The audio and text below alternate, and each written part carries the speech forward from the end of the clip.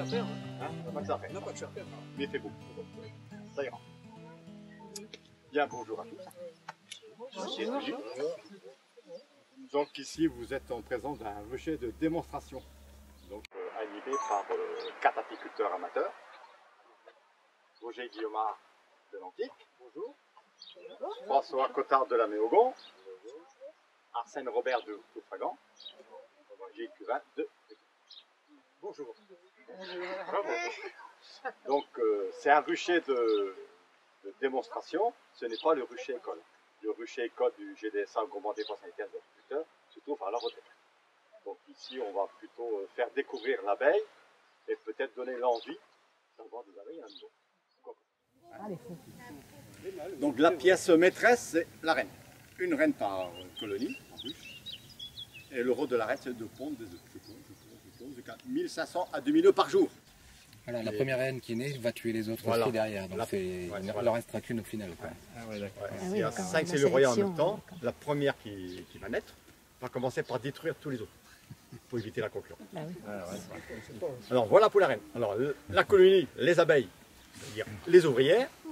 Les ouvrières ont la charge de faire tout le travail dans une ruche. Et elles terminent par mourir à cause du travail. Elles n'arrivent pas. Alors, la colonie, les abeilles, c'est-à-dire les ouvrières, ont la charge de faire tout le travail dans une ruche. Et elles terminent par mourir à cause du travail. Elles n'arrivent pas. Donc 3 semaines environ à l'intérieur de la ruche et 3 semaines pour le butinage. Donc on met la feuille de cire, c'est pour obliger les abeilles de travailler droit. Et comme ça, nous, on pourra tirer le cadre et le remettre sans rien casser. Donc si on prend le cadre, on le remet, on casse rien. Parce qu'on tire tous les cires, mettre un cadre nu, on pourrait le faire.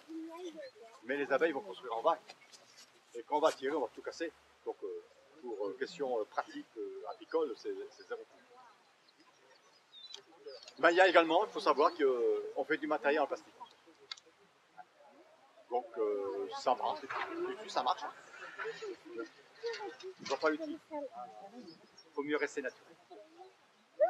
On peut utiliser n'importe quel bois pour faire les cadres? Du bois non traité. Non traité, c'est tout. La récupération de tout. Du sapin principalement. Il ne faut pas qu'ils soient traités. Donc ça c'est une grille à rennes qu'on met entre la grande partie. Vous voyez la grande partie qu'on appelle le corps de ruche et après on met les étages qu'on appelle les hausses. Alors pour empêcher la reine de pondre dans les hausses, on peut mettre une grille à rennes. C'est-à-dire que les abeilles passent par les petits trous, mais comme la reine est plus grande, plus grosse, elle ne passe pas. Donc elle est condamnée à rester en bas. Certains l'utilisent, moi jamais. Ah oui, Mais tout dépend comment on pratique. Oui, mais toi tu fais ça, mais tu es emmerdé aussi par la suite. Ah, c'est pas grave. Je préfère L'année dernière, j'en ai embêté, pas mis. mais c'est plus efficace.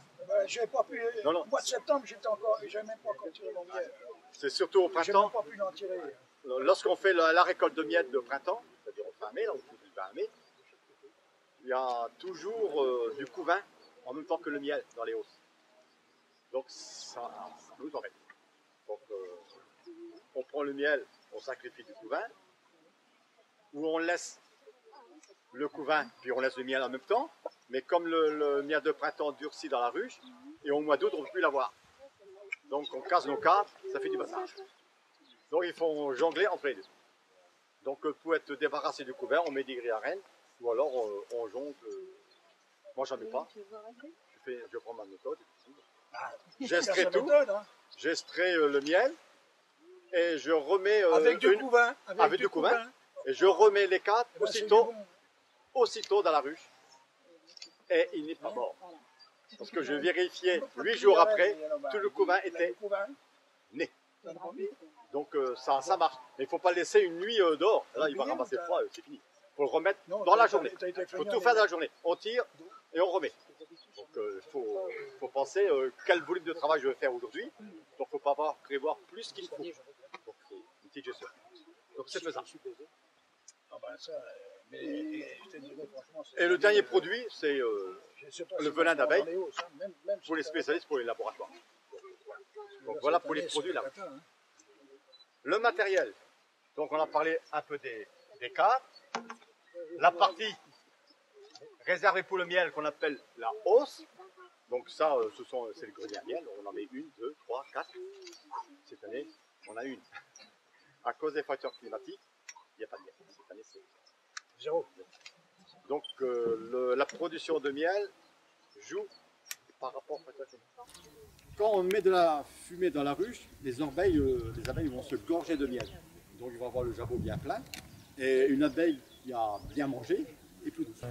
Donc ça c'est un couteau à désoperculer. Ben voilà comment il fait. Voilà, c'est la bonne fumée. C'est le couteau à désoperculer, c'est pour faire la récolte de miel. Il faut dire que, vous verrez sur les 4, le miel est renfermé dans les cellules avec une petite pellicule de cire. Donc il faut tout ouvrir au couteau pour mettre le miel apparent. Et après on met le cadre debout dans l'appareil qu'on appelle l'extracteur pour avoir le miel.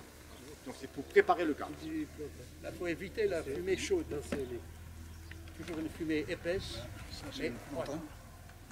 Et avec ça, si vous êtes piqué, vous pouvez... Donc les petits morceaux de cire qu'on a découpés avec le couteau, La fumée chaude. Comme ça. ben cette cire-là, elle n'est pas jetée. On la redonne aux abeilles parce que c'est un mélange de cire et de miel. Les abeilles récupèrent le miel qu'il y a dessus. Et moi, je fonds ça au soleil que je mets dans un boc. Voilà. On fait des blocs de cire. Et ces blocs de cire-là sont revendus aux marchands de matériel agricole. Et nous, en échange, on récupère des feuilles de cire.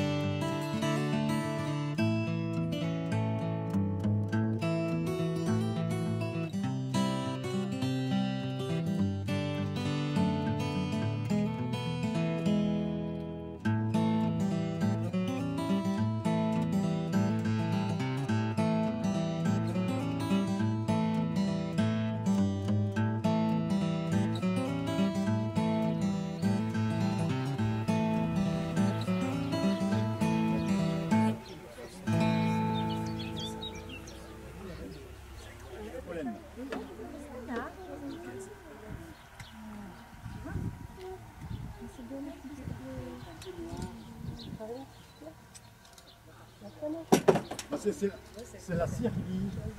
Donc la cire au départ est toujours jaune. Et plus elle va vieillir, au bout de 10 ans, elle est noire, comme le vieux 4 que j'ai montré. Là, c'est la cire, c'est les petits couverts. Voilà, c'est la couverture de cire et en dessous il y a les orangés. Ça c'est les cils de manne. Donc, et là vous avez le miel qui est un petit peu riche en eau. Et là où c'est fermé, c'est le miel mûr. Lorsque nous on fait de la récolte, on attend que la pellicule de mie est mise sur les cellules. Donc lorsque les 3/4 des cellules sont fermées, on peut faire la récolte. Donc on peut faire une récolte quand le miel est trop riche en eau, mais il faut consommer le miel rapidement. Parce que plus il sera riche en eau, plus il y a un risque de fermentation plus tard. C'est la naissance, c'est la naissance. C'est la naissance.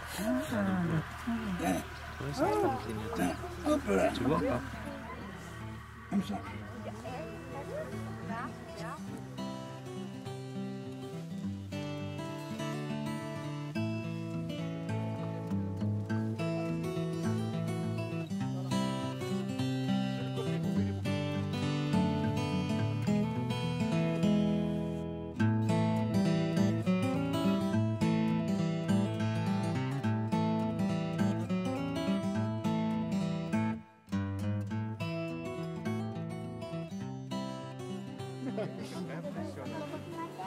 Regardez. Alors, on peut prendre ça à la main. C'est pas pour ça. C'est pas pour ça que je suis piqué. Mais parce que la ruche est préparée, elle ne comprend plus rien. Elle est tellement ouverte ou enfumée, elle ne savent plus attaquer en fait. Elle ne savent plus attaquer. Perdu.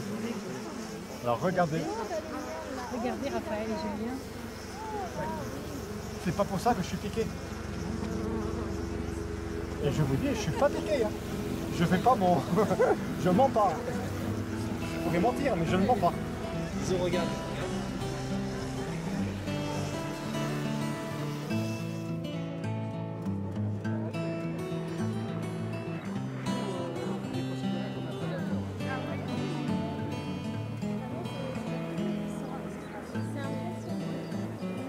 Ça, vous allez garder cette image de ruche ouverte longtemps dans votre tête. Hein. Ah oui. Ça, c'est...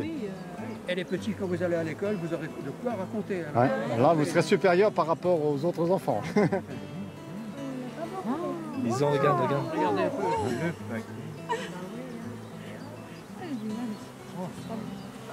T'as vu ce qu'il a dans sa main, monsieur? Qui en veut dans la poche? Personne.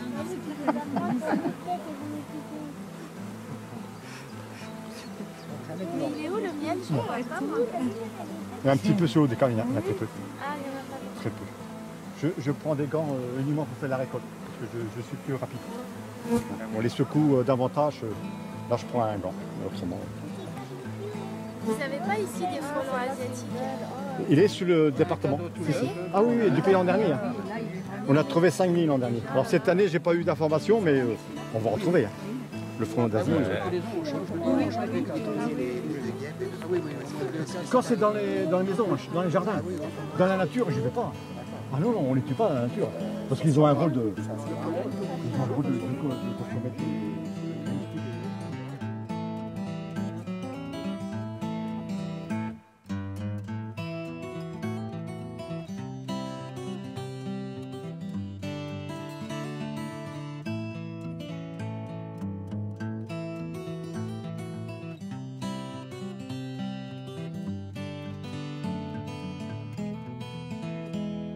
On ne peut pas vous vendre du miel de printemps foncé.